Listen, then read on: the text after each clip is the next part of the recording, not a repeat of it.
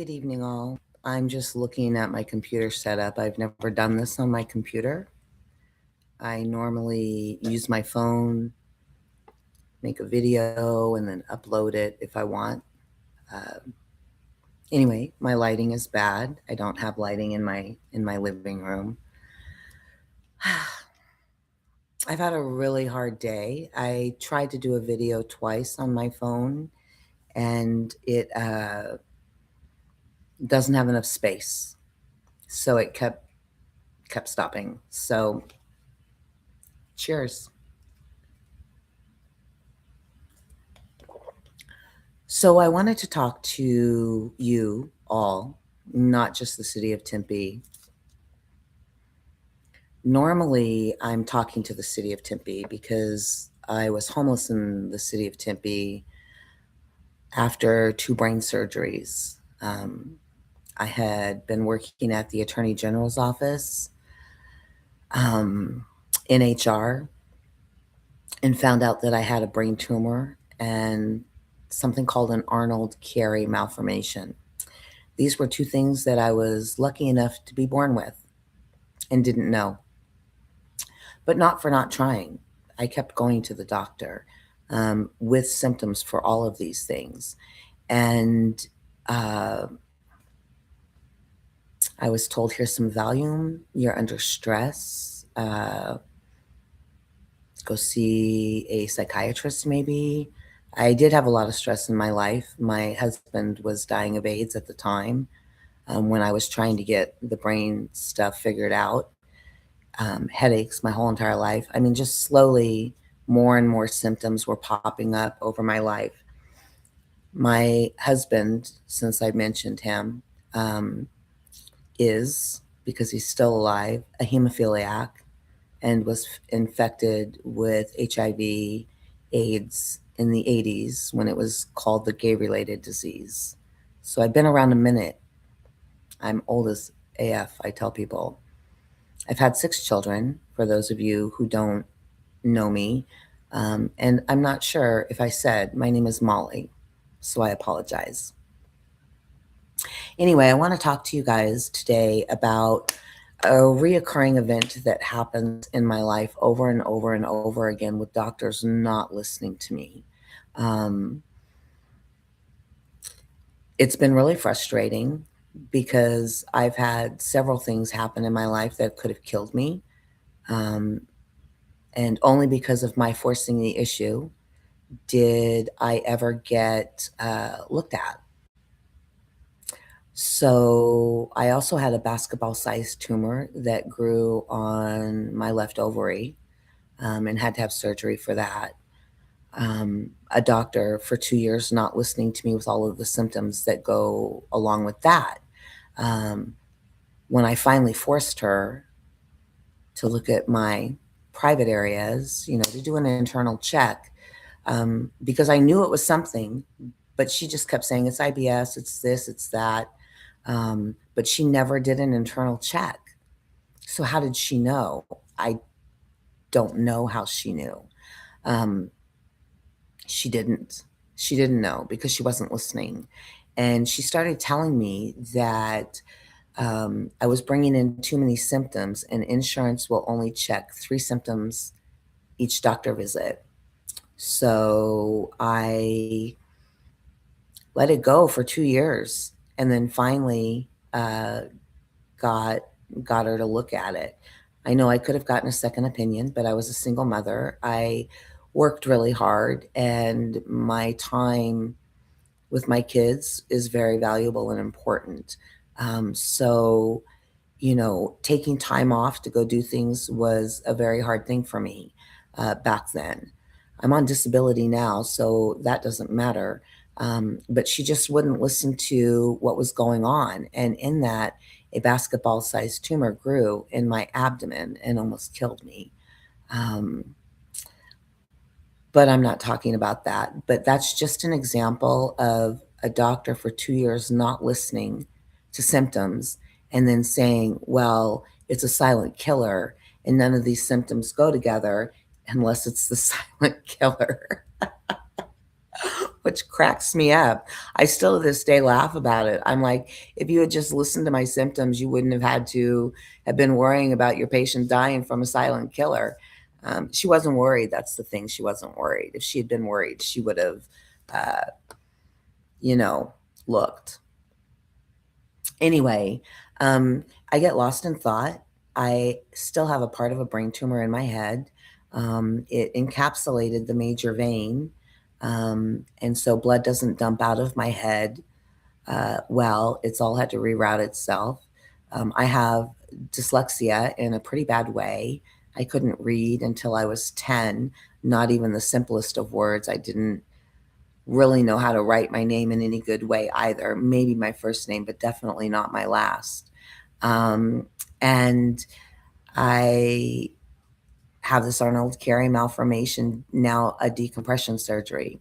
And I want to talk to you about all of these events over my lifetime, but it's leading up to a story about a dentist visit today. So I don't go to the doctors very much anymore unless I absolutely have to. Literally, I have a DNR, do not revive, do not resuscitate. I'm actually thinking about getting it tattooed somewhere or finding a bracelet that has that on there. I'm not really interested in living out longevity of a life in misery. That's not very uh, that's not an exciting thing. I don't want more years while living in misery. So let me start with the brain tumor and the Arnold Chiari malformation. I was born with both of these issues, the dyslexia as well, but that's here nor there. I was born with both of these brain issues. It was really scary for me because my mother died of a very, very, very rare brain tumor that started in the middle of her brain, like where the medulla, third eye, pineal gland sits, but it was in deep in her head, but right around in that center area. I guess I just used that as an example. And it spider webbed out to her whole entire brain. She didn't choose chemo. She really wasn't going to live through this. She just tried to give herself some longevity with radiation. That really didn't do anything, but it gave her probably, I don't know, another year. She lived with it for like 2.5 years, maybe. I can't remember. It's been so long. She died when I was a child, a teenager child, a young teenager child. So I got really scared. I'm like, well, is this hereditary? I have children. I like now I'm starting to think, oh my gosh, I've got this brain tumor. Was it hereditary? Because now I want to pass this information on to my children. And he goes, no, you were just lucky to be born with both. I mean, it's like getting hit by lightning twice.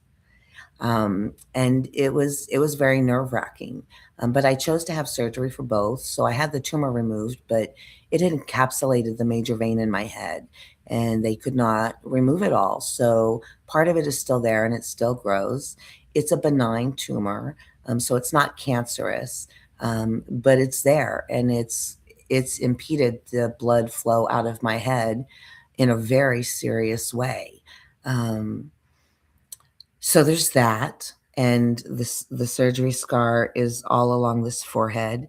This whole entire part of my head is completely numb, but there's a lot of nerve damage there. But if I press on it, it it hurts, but it's numb. It's a very bizarre feeling.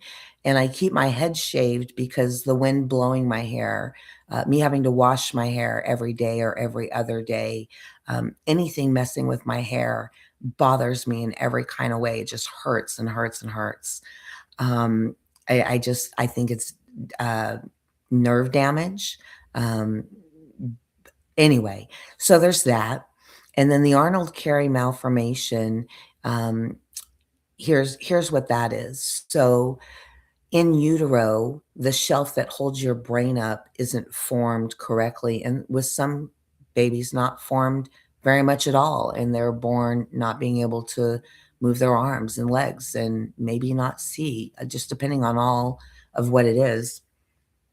I'm assuming a lot of them die if it's that bad, but I don't know. Mine was not caught when I was a child or a baby. All of my symptoms were blown off by my mom. My mom My mom was a hippie vagabond. We hitched all over the United States and even Europe, up until I was 5, and then we moved to a commune, it's a very culty commune called The Farm.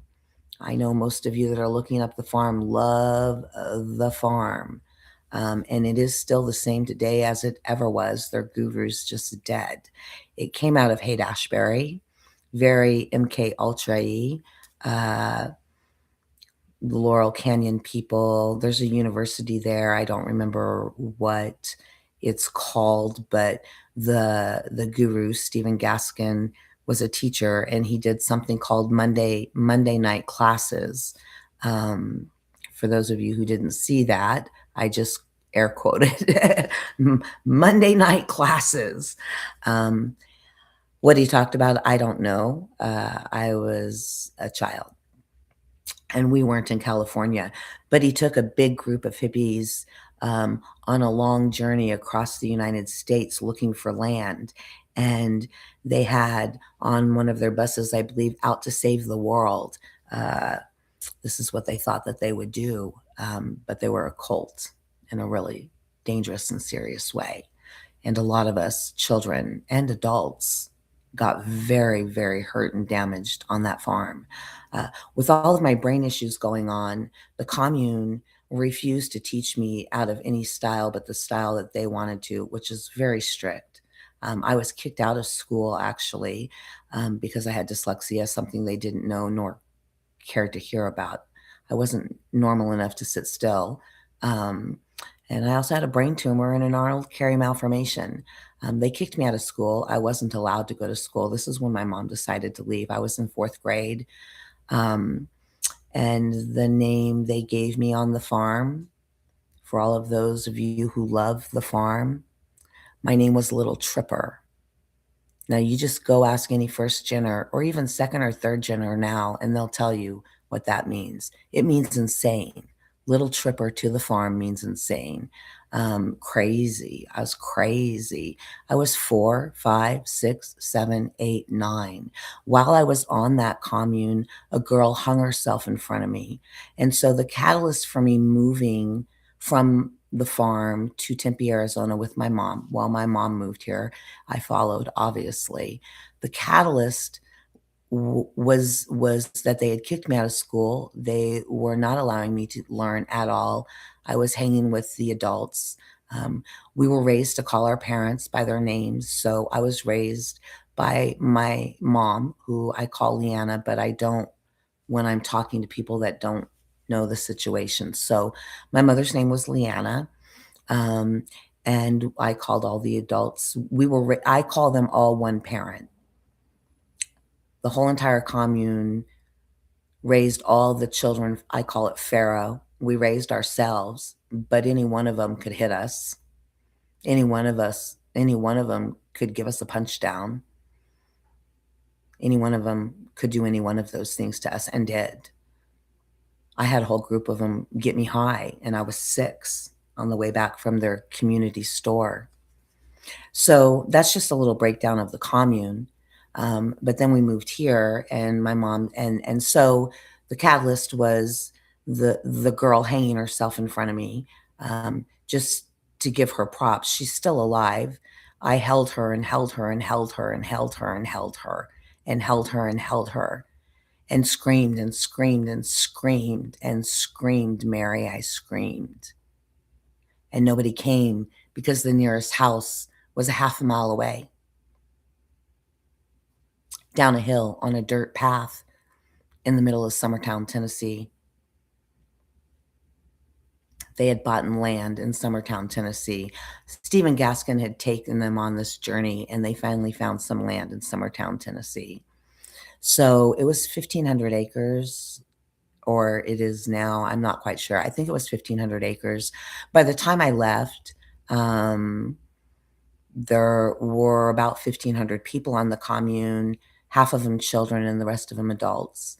It was a very caste system, Marxist, communist, depending on who you talk to, probably depending on how they got treated, will give you whatever answer you want from those lists of things I just listed off.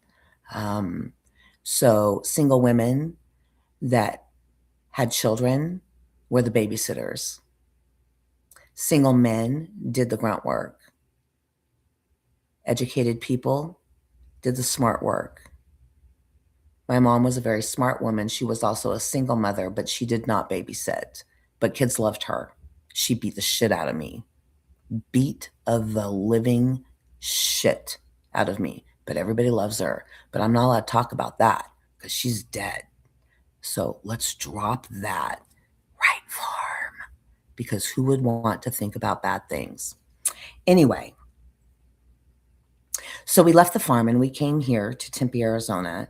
A friend of hers was coming here, so she just came because she needed to get off the farm to help my brain while beating the shit out of me. Make it make sense. I can't. She's dead. There's no conversation in it. So there's nothing there's never going to be any closure with that other than wholeness I find within my journey through life and letting things go. But sometimes you've got to talk about these things. And when you got to talk about these things, sometimes it brings up things that you need to talk about, like what the fuck? Like what the actual fuck? The farm. And from time to time, well, I don't even talk to those people anymore. I tried to after my mom died and Facebook came around, but it was too arduous for me because if I brought up something, oh, your id be having a problem. She's a tripper. She's a tripper. No, bitches, I've had brain surgery, 2 of them. And my brain has changed. I don't fuck around anymore with bullshit. And that's just the bottom line.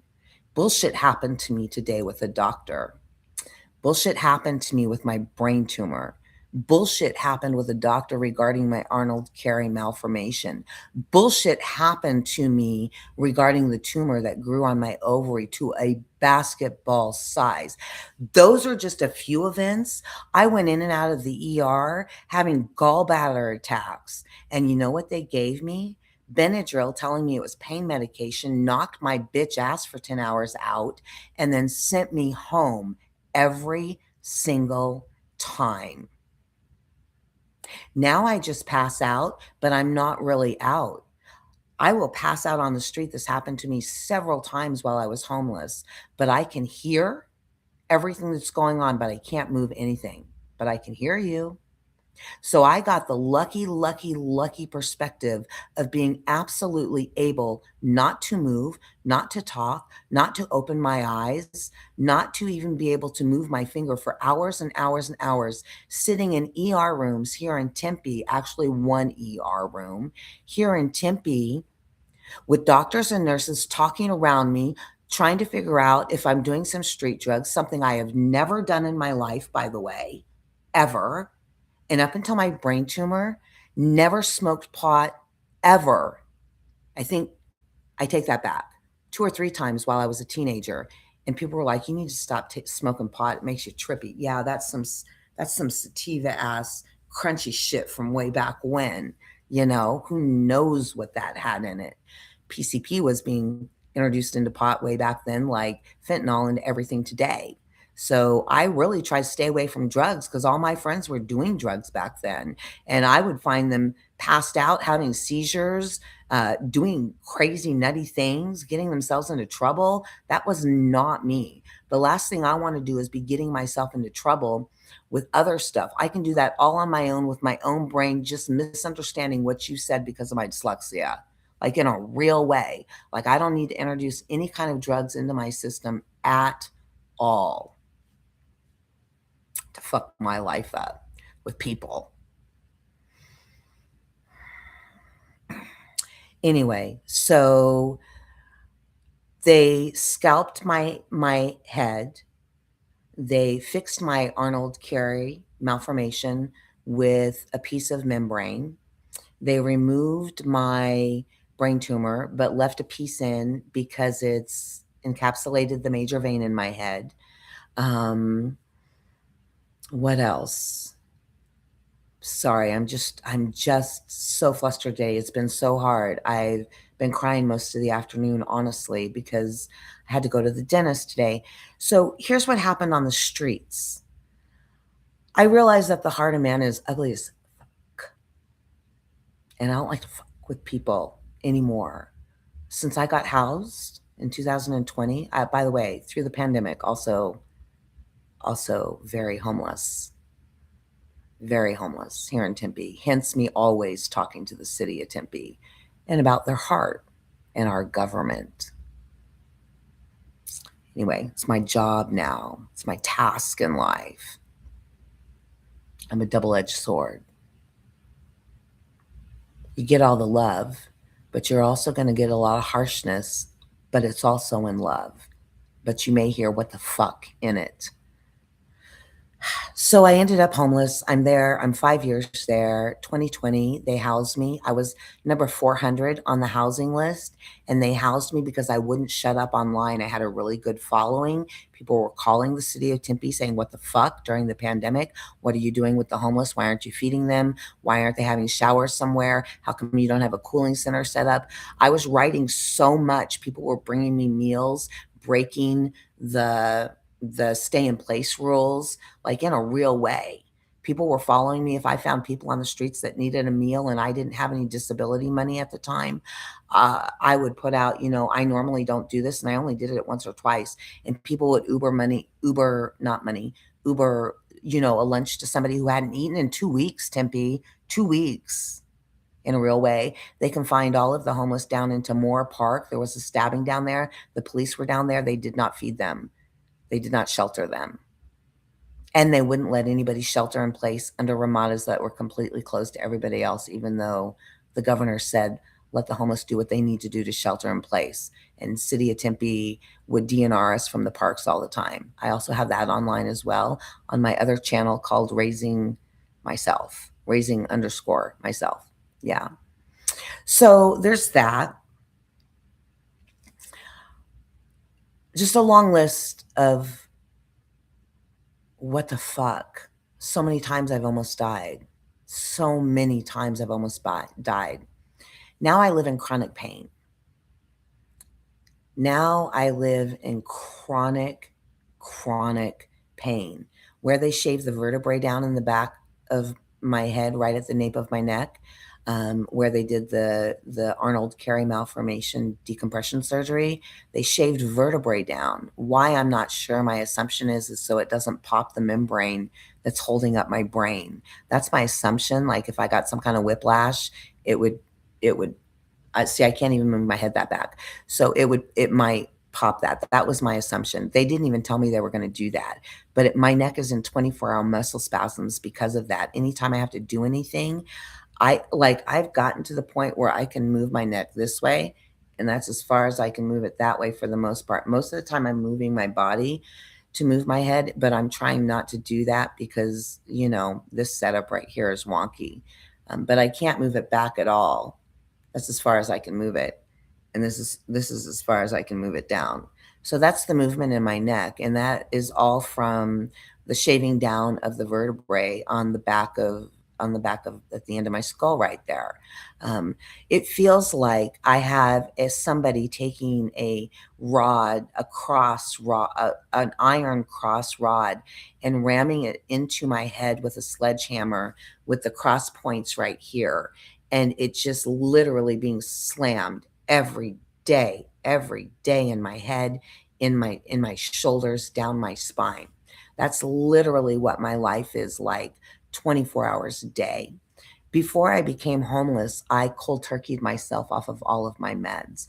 Pain management was giving me Soma, Percocet, morphine, Lyrica, a medication to not vomit, and then like 3 or 4 other medications on top of that. And I was taking an antidepressant just so I wouldn't take myself out.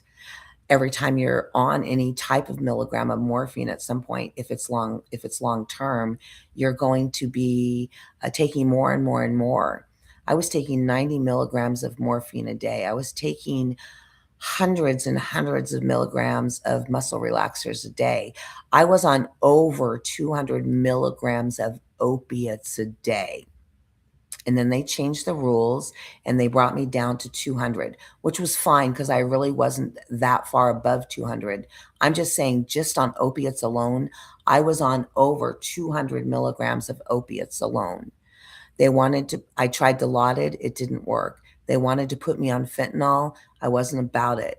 My daughter has a friend who fell off a cliff and broke his whole body up. And he told me, don't do fentanyl. It can't be controlled into a body. It's given on a patch, and some people take it in all, and some people take barely in. And the milligrams are between 60 and 160 or something like that. And so you could get 60 or you could get 160. And if you have a small body, well, you're going to overdose maybe in a real way. So I stayed away from it. I cold turkeyed off of all of it because some of the medications I was on was causing edema so bad that my legs were elephant calves in a real way, and I couldn't walk, and I had to use a walker, and I was almost in a wheelchair. But then I became homeless.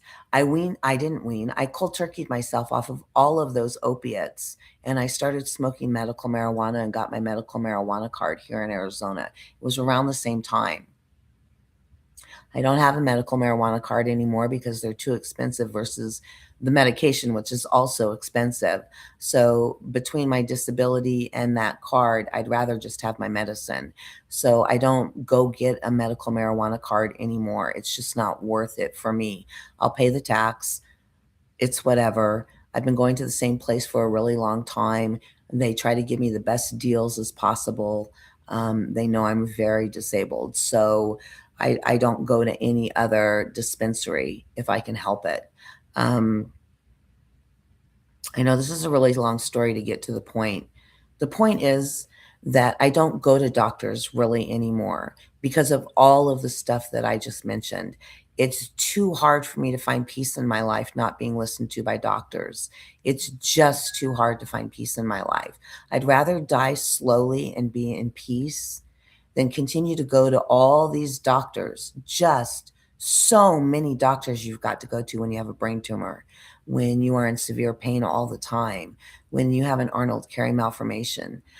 It's just so hard. And then your regular doctor, and you got to keep track of all of it. I can't afford it all. I can't even afford it all. So the peace wasn't there. I just can't do it. And at the end of the day, I want to tell a doctor, go fuck himself. They give me the runaround too much and not listen to me, which is kind of what I told my doctor. That was my pain management doctor. I walked. I said, give me my letter of resignation with you. I walk, and have not touched a opiate ever since. And like I said, cold turkeyed myself off of all of that. So I was homeless during the pandemic. They housed me because I wouldn't shut up. I was number 400 on the list. They popped me up to number one. Crazy. When you take a stand, what they'll do, especially when you're not lying. Right, Tempe? Right. So I don't go to the doctor. But I do have insurance. See, that's the thing. I had Medicare throughout my whole homelessness and after my brain surgeries, but I was so young when I went out on disability, I didn't qualify for secondary insurance. So while I was homeless, all I had was my Medicare. That meant everything that I did doctor-wise, I was going to be paying 20% of every bill. That's really hard when you're homeless and all you have is your disability while you're waiting to get housed. So I stopped, and now that my brain chemistry or something has changed and I'm not smiling all the time, especially when I'm talking seriously, and I can see people aren't listening, hearing, understanding, definitely not acknowledging, I get, I will walk. I will walk, and I do it every time. I walked out of an ER. There's two videos on the channel right now from a month ago when I walked out of Tempe St. Luke's. Horrible hospital. Never go there. It's not a hospital. It's a step up urgent care. They will kill you if you don't watch yourself. People have died there waiting in the ER. People have died from appendicitis, young children dying from appendicitis because, they just thought it was a fever. So, but I went there because my wrist has a hairline fracture in it. and they were just wretched. Anyway, those 2 videos are on here. But so let's get to what happened today. I found out the other day that my new secondary insurance, which is Cigna, has a dental plan on it. This is something that I didn't know. And with all the medications that I've been taking, how sick my body has been for so long, and being homeless for so long, my teeth have started falling out of my head. I don't have any molars in the back of my head. I've pulled 4 teeth out that were rotting in my head, and I have 6 teeth in my head that are cracked at the gum line, and I have, I think, 6 teeth on the bottom and maybe 7 teeth on the top still. Um, I found out that I have insurance, so I set an appointment at a place that just opened up right behind me, off of Southern. It's a dental place, and so I was like, "Well, I'm gonna go check this out." I don't have any connections to give me a good dental recommendation that's really close to me that I can walk to. This one's literally behind my house. Excuse me. So I went over to that dentist today. The dentist place is called IGO. If anybody should ever want to not go there, if you have any kind of issues like me, I don't recommend it. The the screenshot, the thumbnail that you see at the front of this video is my mouth. So I waited like 30 minutes, maybe 40 minutes for them to come in, and this was on the wall the whole entire time. That's that thumbnail. So while I was there, I was just doing a consultation, so it was free. So that image was free that you see on the thumbnail. So I took a picture of it because it's my HIPAA, and I share my HIPAA all over the place. It's the only way I've ever been able to get any help because I don't qualify for any services because I'm just above the poverty line. It's a very huge crack where a lot of people suffer. Especially if you're on Social Security disability or Social Security at all. Well, Social Security, if you're on Social Security, you might fall out of that crack into a lower bracket of income. So you guys are covered for the most part if you choose to use your services. You have them all, by the way. Um, I only know that because I was with you on the streets for a really long time and watched you guys not use the services you have available. It was very heartbreaking for me because I needed them and I didn't qualify for any of them. The only thing I qualified while I was on the streets for was a bed or a meal somebody handed me on a corner. And that's real. And this voucher because of my income, but only because of that. So I went to the dentist and she was wanting to do implants and or drill into and hook teeth into these little screws. I said, no, that's not going to happen because every time anybody messes with my bones, something happens like what has happened with my neck. Shave down my bones, and now I have 24-hour muscle spasms and I can't move my neck.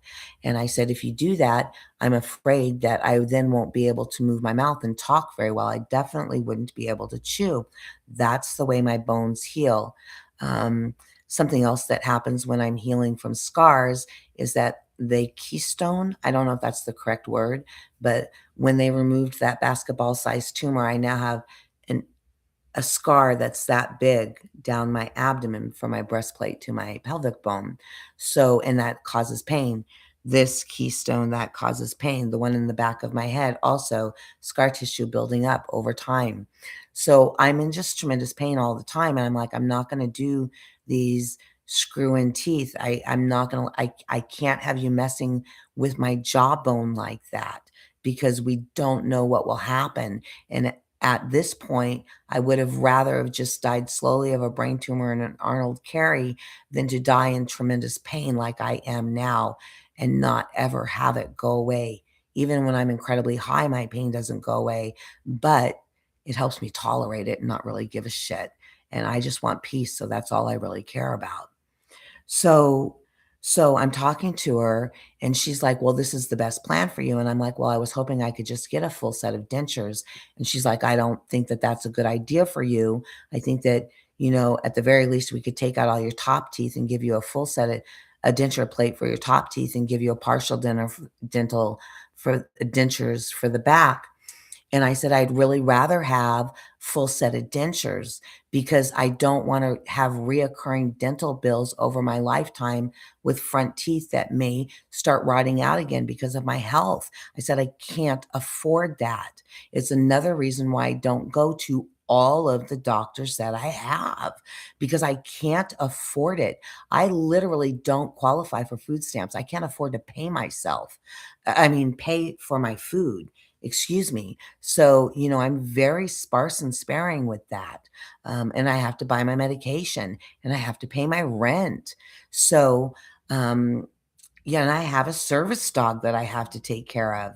And I got a kitty friend for my service dog and myself. So, I've got these expenses that are more important than having a discomfort because there's a full plate in my mouth and my bottom. And she was like, "I don't wanna do that because a full plate on your bottom is gonna cause discomfort." And I'm like, "I don't care about the discomfort. There's nothing that could be worse than the pain I'm in. Discomfort's not really that big of a deal." And she was looking at me straight face the whole time like, "Bitch, I am the doctor. You are going to listen to me." And so I'm being very serious with her. Like, I'm talking to her like this the whole time. I'm like, "I'm not gonna do that. I'm not gonna do that. I would like to have a full set of teeth made." And she's like, I just don't wanna do that for you." And I'm like, "Well, then what about this? Why don't you fill in all the fillings that I need for my teeth, remove the 6 teeth that are cracked off at the gum line, and then I'll be on my merry way. Why don't we do that?" She goes, "No, I'm not gonna do that for you." She goes, "No, I'm not gonna do that for you." And I said, "So you'd rather me die of a tooth infection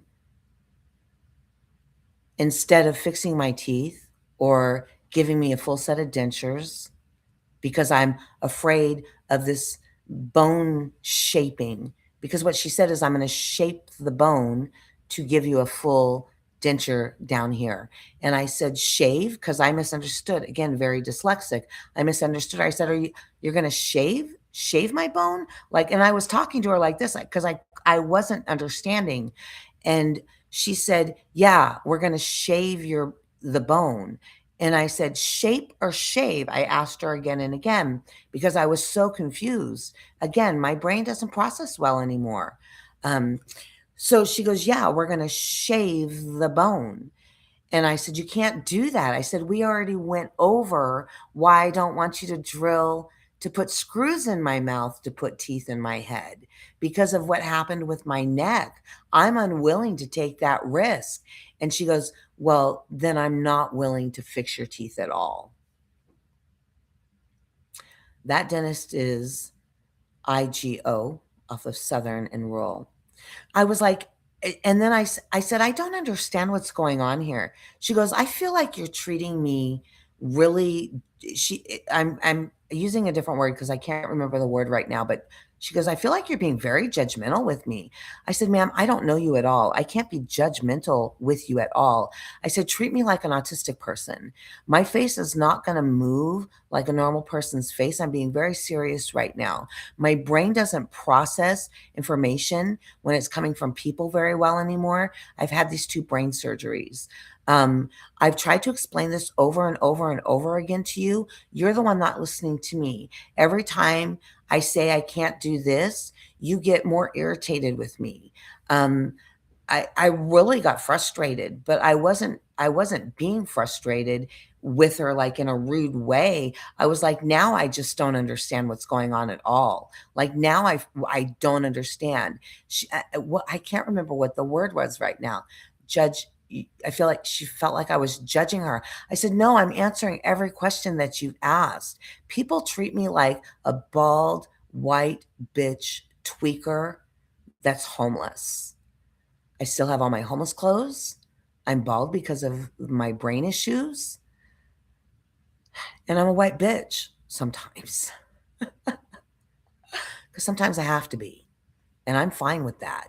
I would rather be presenting as a bitch from time to time than actually be a bitch.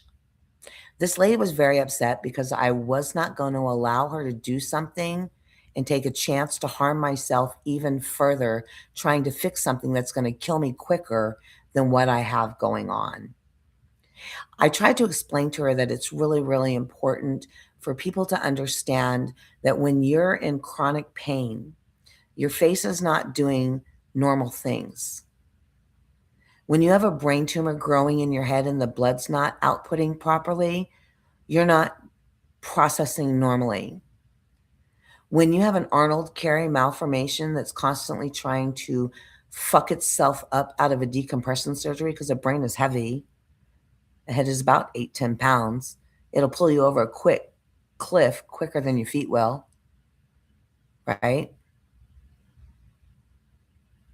But I wasn't allowed to share any of my knowledge about my own body and what has happened to me through my surgeries because she knew better, and therefore wouldn't even give me any fillings and pull the pussing teeth out of my head. So I walked out and I said, I'm sorry I'm having to walk out. I told them over and over again, whatever you're seeing that I'm presenting isn't about you. It's about me. It's about the way my brain processes. It's about that I'm in chronic pain right now. It's about that I was sitting in your chair for half an hour waiting for you and sitting outside in the waiting room for another half an hour while I was filling out paperwork. It's about the fact that now that you're not listening to me, I'm getting stressed out. Now my body is getting even tighter and tighter and tighter. And the muscle spasms in my neck are now preventing me from moving my neck at all. This means that I'm going to go home and I'm going to be on bed rest completely until I'm going to wait until midnight, and then I'm going to go to my dispensary because I cannot be in pain anymore today. So I'm actually going to go before 6 a.m., which is when I normally go when I get paid. And that's what my day has been like. It's been very hard for me. It's been very hard to not be heard over my whole entire life, almost dying from many different problems, tumors, Arnold Carey, bad teeth, gallbladder attacks, tumors growing on my ovaries. And I lost the most important piece to me that makes a female in the surgery that happened with that event. So now I'm just a human talking to a whole bunch of humans saying, please be generous, merciful, and kind. And don't just listen, but hear what people are trying to share with you about their chronic pain. It's not seen. I'm not missing an arm. I'm not blind. I'm not deaf. I'm not missing a leg. You cannot see my chronic pain.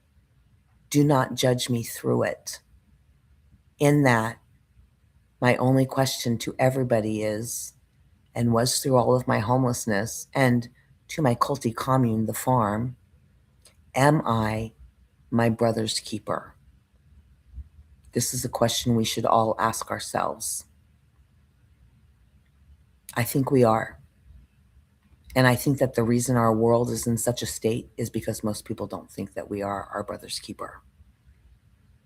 And therefore, there is no more community. And therefore, there is I'm better than you. And you're pond scum. You crazy, tweaking, white, homeless bitch is literally what I'm looked at every time I walk out of my house. I have people videotape me when I'm walking through neighborhoods because they think I'm homeless. There are signs all over my neighborhood saying, if you see suspicious people, call the police. Well, everybody's suspicious that doesn't live here. And it doesn't matter whether you're housed or not. They don't care. If you don't look like them, they will call the police. They will videotape you. They will follow you and videotape you. They will hide in alleys and videotape you in my neighborhood. I'm moving in June. Why? Because my landlord did the same thing with me. And then when I had to take an issue to the city of Tempe, she kicked me out in that email. It's called retaliation, landlord. Appreciate you. Anyway, am I my brother's keeper is something we should all ask ourselves and then proceed from there. But remember, karma's a bitch. My karma walks hand in hand with me. Most people's karma waits way out in front of them and hits them blindside. Y'all have a good night.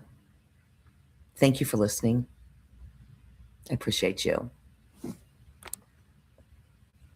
I don't know how to end this, so it's going to take me a second while I'm looking around. This is the first time I've ever done any of this. So, oh my goodness, how do I stop this? Such a good question. Ah, found it.